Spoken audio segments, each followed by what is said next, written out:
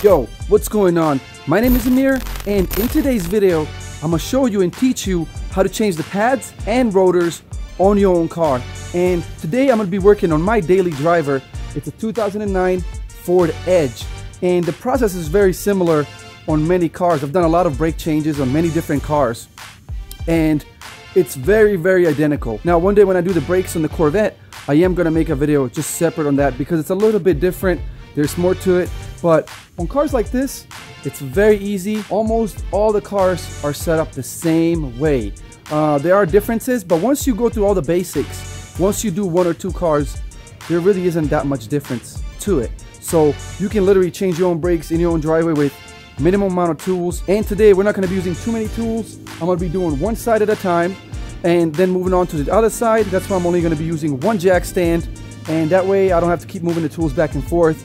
Some of you guys have really nice lifts at home, jack the whole car up, and you know, you knock out the whole brake system. But today I'm only going to be doing the front because the front is worn, the rear is really good, and in many cases the front actually wears out twice as fast as the rear. So when I do my brakes, I typically do the front twice within the span of doing the rear.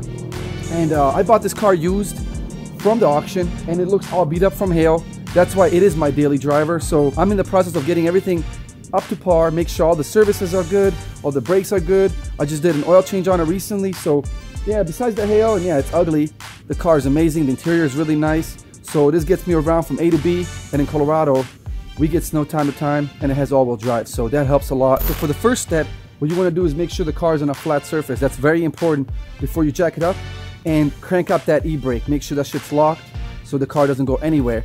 And let's break loose the bolts on the wheels. Don't take them off, just break them loose so that it's much easier once the car is off the ground, so we don't have to fight it later on. So let's move along and do the damn thing.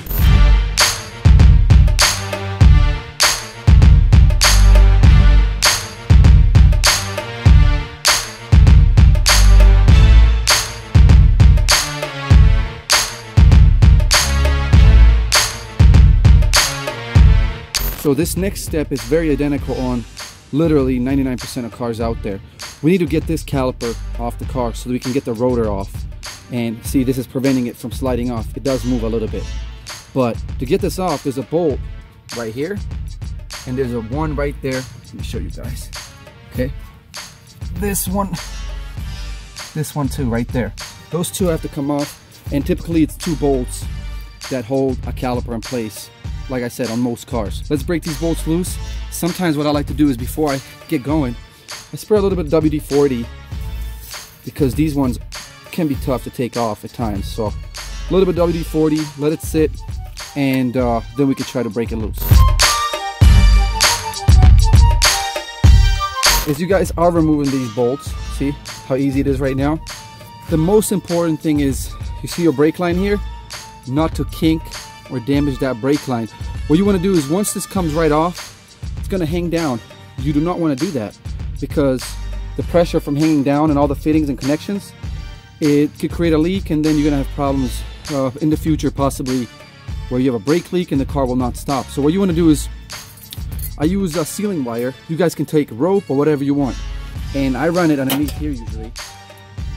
Right here, I run it, and then I tie it to the spring here. And then when this actually comes right off, it doesn't just dangle down on the brake line, but it stays on the sealing wire, and it doesn't damage any of the brake components. So be careful on this part. This is really neglected a lot of times. I've seen it, and then tomorrow you have a brake leak, and that could be really dangerous. So be careful on that part, and let me show you guys how I do this process.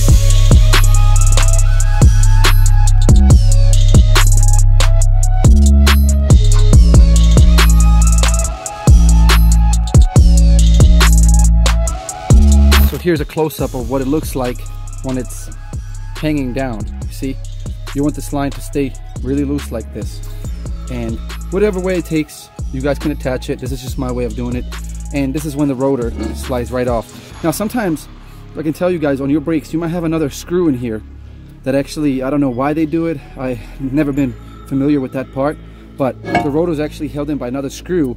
So once the caliper comes off, you gotta actually take the screw out, and then this slides off. And let's get to the pads. So this is where the pads are. And look, mine are worn out. They're actually almost scraping on this metal piece. And how to remove these, you just push them right out. There you go. Really, really easy. There's only one way they go in. So these are pretty freaking bad. Look how thin these ones are. That is pretty bad. And this line right here, this is why it's making that squeaky noise, because it's starting to scrape on that metal. So this is an indicator that they're too low. And you see this is a 2-piston brake.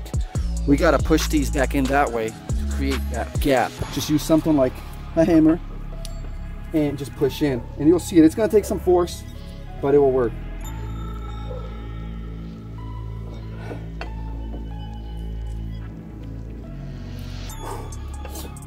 Come on. So let me show you guys what it looks like. So you see right here, the piston is actually all the way inside now. It's flush with this rubber piece right here. That's what you want, so you have enough room to get the pads on and get that gap for the brand new rotor. All right, so now what you want to do is grab your pads and slide them on.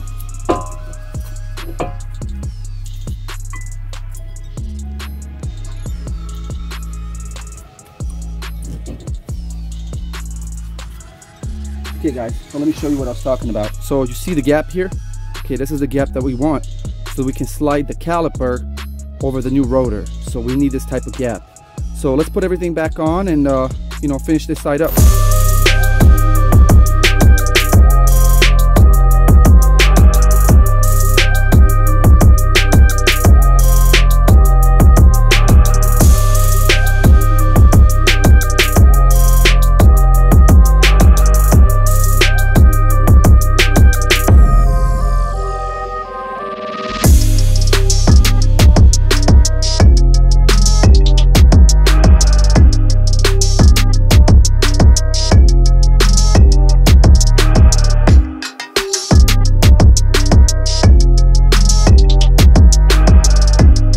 So we're done with the passenger side. The only thing to do is do the other side, the driver's side. And the rear is very similar, so it's really not that challenging. It just takes a little bit of time and a few tools. So why pay a shop to do something that you can do yourself? And those same tools pay themselves off over and over and over again. But I'm not gonna bore you guys and show you how to do the driver's side when it's the same thing as the passenger side. And I hope you did enjoy today's video. Let me know in the comments below if you guys want to see more videos like this. I enjoy making how-to videos for you guys and saving you money and showing you little tips and tricks that I've learned throughout the last 14-15 years since I've been working on these cars. So it's really easy, guys. Tools are really, really cheap nowadays. You can go to Harbor Freight, go to Home Depot, buy yourself a little kit and save yourself some money, and those same tools actually pay themselves off over and over and over again, and that way you can do basic maintenance on your own cars. But this is very similar on 99% of cars. It's the same process, so don't worry if it's a Ford or if it's a Chevy or if it's this or that. Even the Corvette, it's very similar to this. You just got to be more careful on the Corvette because the calipers are painted, and you want to be really careful on nicer cars. But on this one, I just kind of go at it since it's my daily and it's already beat up. My goal is just to make it drivable and nice for me, and it's a commuter car. So if you guys did enjoy today's video, give me a thumbs up.